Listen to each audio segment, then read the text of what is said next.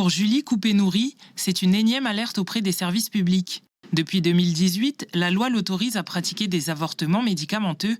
Problème, la réglementation actuelle ne lui permet pas de délivrer les médicaments en cabinet car ils ne sont pas remboursés. On a une simple problématique en fait d'accès aux médicaments disponibles, qui sont pour l'instant des médicaments uniquement fournis en ce qu'on appelle en officine hospitalière, donc dans les pharmacies, des structures comme la clinique ou comme le Medipôle. Donc moi, je suis freinée dans ma profession, enfin moi, toutes mes consoeurs sages-femmes.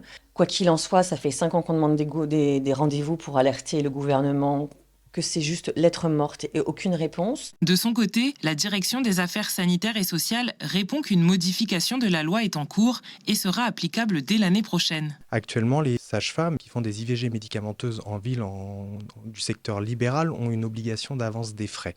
Et ce que je peux comprendre que du coup, c'est problématique, mais c'est quelque chose qu'on est en train d'essayer de changer. C'est une modification de la loi de pays sur la sécurité sociale qui est prévue dans le cadre de l'OCEAM 2023, être fait cette année pour que ça puisse être rendu applicable en 2024. Si la machine est lancée, ce retard d'application des textes a déjà des lourdes conséquences sur les patientes souhaitant avorter. Les médicaments n'étant pas disponibles chez leur sage-femme, elles doivent se rendre en milieu hospitalier.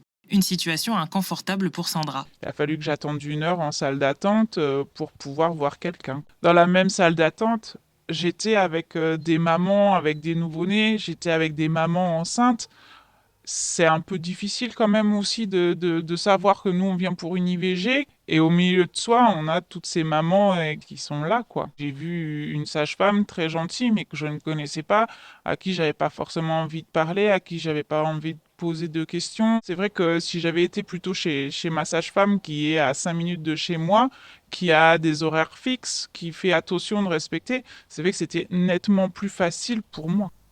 C'est une violence psychologique qui se rajoute, de devoir répéter, revoir d'autres personnes. J'en ai plein de la tribu de Saint-Louis ou de la Coulée qui n'ont pas de voiture. C'est déjà une panacée de prendre le bus pour aller jusqu'au Medipôle. J'en ai eu 4-5 qui, par manque de place au CHT, se sont transformés en IVG chirurgicale.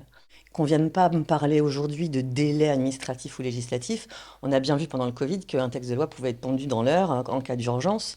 Bah là, je pense que c'est une urgence de santé publique et il est urgent de prendre le temps de prendre soin des femmes, clairement. Pour rappel, en 2023, 278 IVG ont été réalisés, dont 178 par voie médicamenteuse.